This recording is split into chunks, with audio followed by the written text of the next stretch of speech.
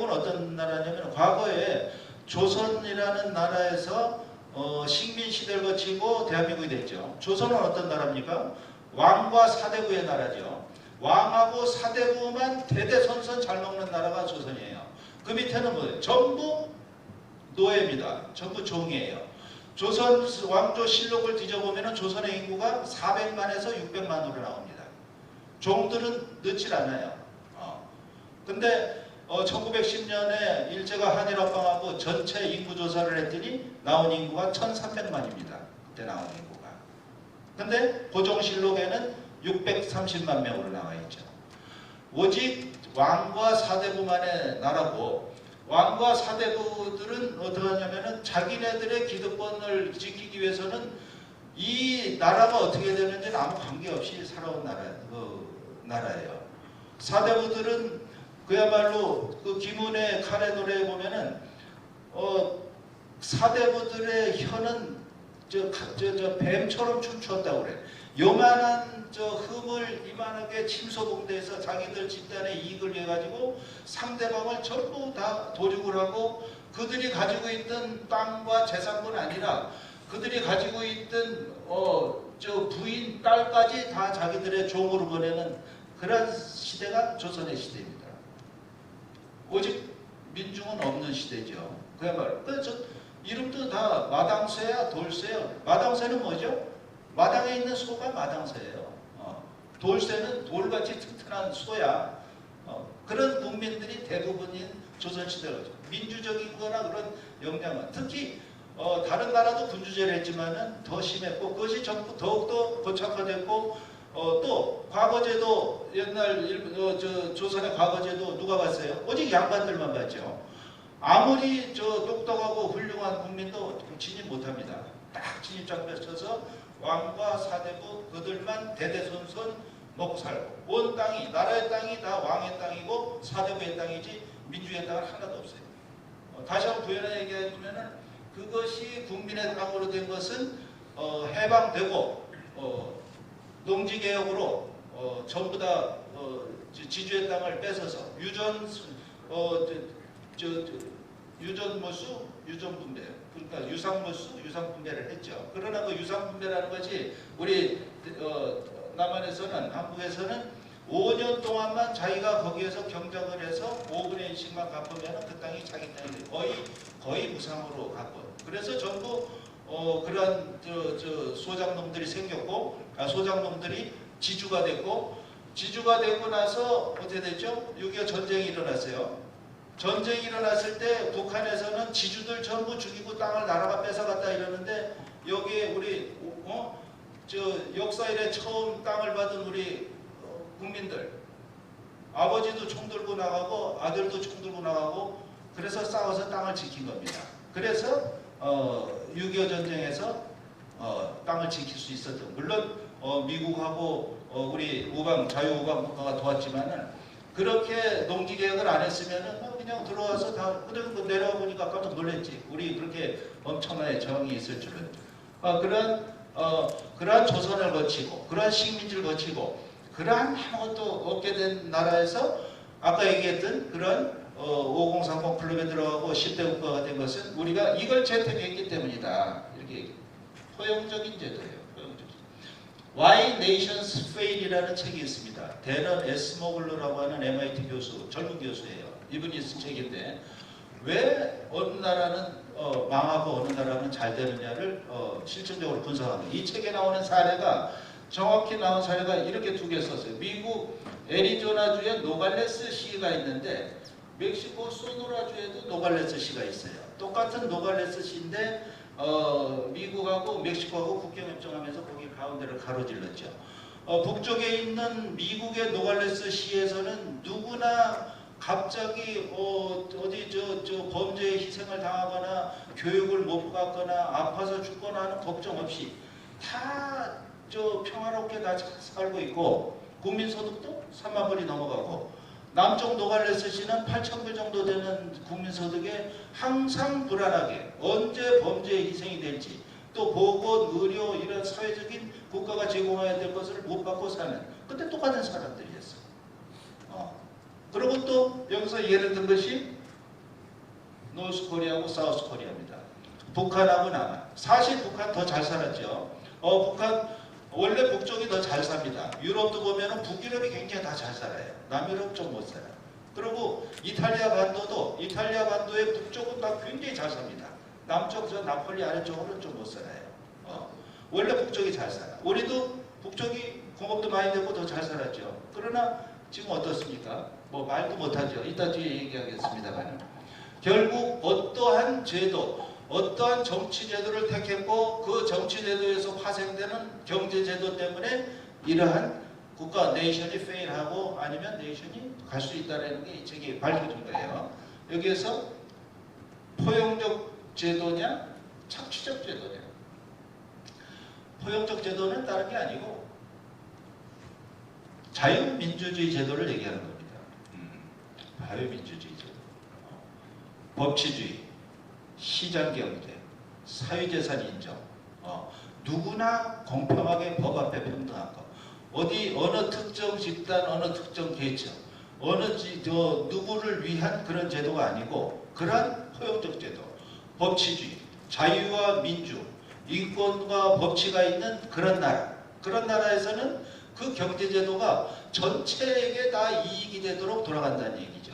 그런 경제제도가 나와서 전체가 다 이익이 된다는 얘기죠. 그러나 착취적 제도는 어떠냐? 그렇지 않다니.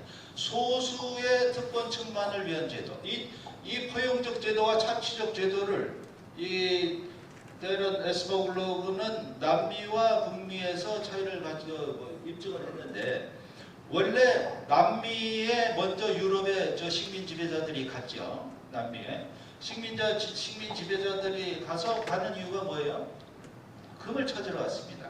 남미가 금관. 근데 그 금이 어디서 나왔는지는 사실 잘 모르는데 갔더니 금을 엄청나게 갖고 있는 거예요. 그래서 엘도라도를 발견한다요. 그래서 남미로 전부 다 가서 스페인, 포르투갈이 다 가서 남미를 식민지 삼았죠. 식민지 삼으면서 거기에 있는 원주민들은 전부 노동력 착취의 대상이었지. 거기 그 지역을 다 같이 하는 그런 사람을 안 본 거죠. 그래서 식민지에 가서 노동력 착취를 하는 그런 제도들, 그러한 식민 지배계층을 위한 제도, 그런 제도들, 그런 법도 거기에 다 식민지 만들고 나라 만들고 하면서 전부 그런 제도와 법으로 전부 다 만들어 놓은 거죠.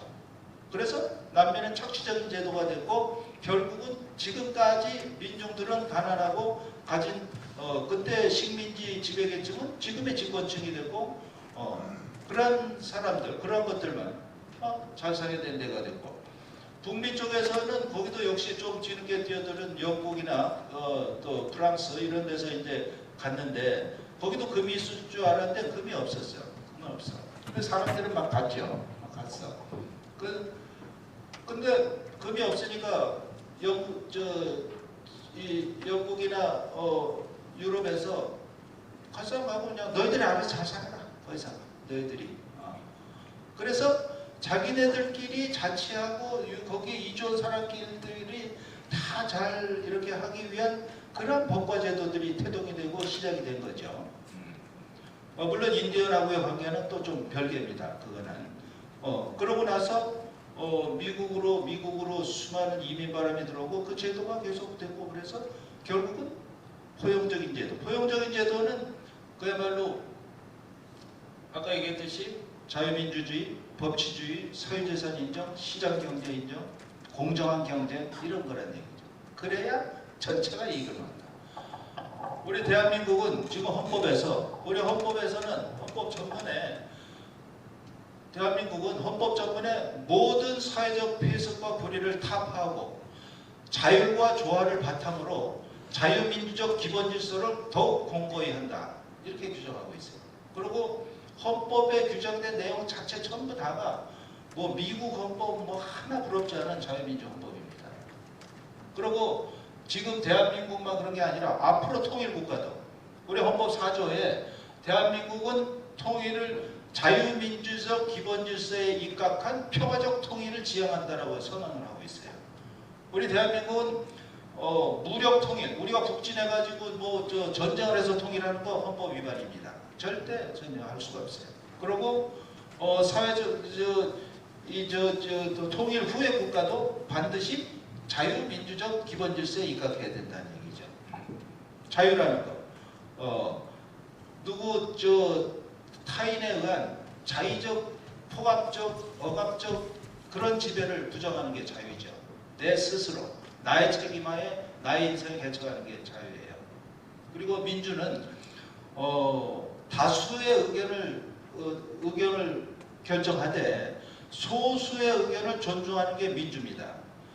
소수의 의견을 존중해서 끝없이 소수 의견을 반영을 하고 소수가 동의해서 그래 그렇다면은 너희들이 뭐 할 수 나는 반대하지만은 너희들이 그렇게 결정되면 뭐 전체 의지를 할 수 없지 뭐 이 정도까지 가게 하는 게 민주예요. 단순히 숫자만 많다고 우리 숫자 많아 해가지고 해서 우리 대한민국 국회 다 그러죠 지금 뭐 날치게 하고 또 말도 안 되는 법 만들어서 뭐 서로 자기들끼리만 해서 통과시키고 그건 민주를 가장한 민주가 아니죠. 그런 자유와 민주, 그런 자유와 민주의 제도 이것을 헌법으로 채택을 하고 지금까지 지켜온 것이 아까 얘기한 대한민국이 그렇게 성공한 그런 기본적인 원인 그것을 Why Nations Fail에서 밝혀졌다 이거죠.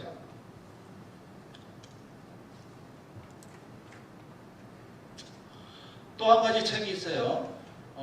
왜 부자 나라는 부자가 되고 계속 부자가 되고 왜 가난한 나라는 계속 가난해지느냐 하는 책입니다. 이 책. 이 Poor Country, Poor Country는 제로섬 게임을 한다는 얘기죠. 제로섬 게임. 제로섬 게임. 제로섬 게임은 이익을 본 자와 손해를 본 자를 같이 합치면 항상 제로가 되는 거예요. 두 명이 있을 때 하나의 이익 보고 하나가 손해 봤을 때 합치면 제로예요. 또 여러 명이 있을 때 서로 이익 보고 손해 본 걸 다 합치면 전체가 제로 되는 그게 제로섬 게임이에요.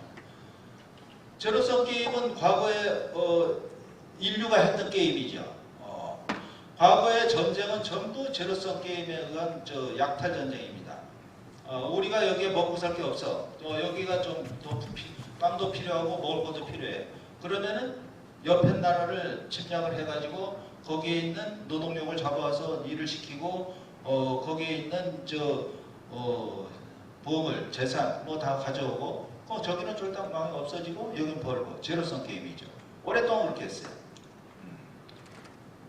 대표적 제로섬 게임 아까 얘기했던 우리 조선 같은데 남의 거를 뺏어야 내게 생기는 거죠.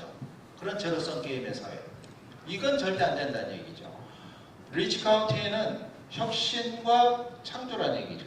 사실 산업혁명 하면서 우리 인류는 혁신과 창조를 이제 드디어 하기 시작했어요. 다른 거에 남의 재산을 뺏지 않아도 자기가 스스로 혁신과 창조를 하면서 부를 창출할 수가 있게 되죠. 기술이 그렇게 발전했고 과학이 발전했고 혁신과 창조.